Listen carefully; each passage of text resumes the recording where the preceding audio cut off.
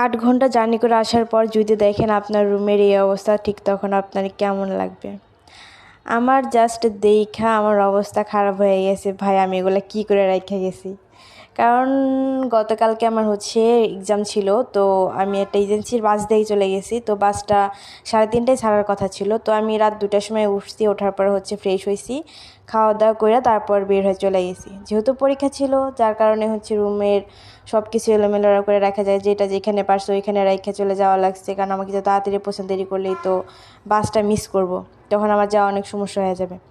তো আসার পরে আর ফ্রেশ হয়েছি। ফ্রেশ হওয়ার পরে যদিও অনেক টায়ার্ড লাগতেছিল, কিন্তু তারপরে রুম তো আমাকে গোছাতেই হবে। তারপরে শুরু করে দিলাম। আমার প্রায় 2-2.5 ঘন্টা লেগে গেছে আমার এই রুমটা গোছাইতে। তো গোছানোর সময় সবসময় আমি এটাই ভাবতেছিলাম, ভাই আমি যখন চলে গেছি তখন কেমন এমনি করে রেখে গেছি। তখন গোছায় রেখে গেলে হয়তো আমার এত টাইম লাগতো না। কিন্তু হ্যাঁ, তখন গোছাইতে গেলে হয়তো বা আমার তখন রাতে ঘুমানোটাই সমস্যা হয়ে যেত। তখন দেখা যেত সন্ধ্যা রাত থেকে আমার সব কিছু গোছায় রাখা লাগতো। কারণ যখন চলে গেছে তার 1-1.5 ঘন্টা আগে থেকে তো সব গোছালো।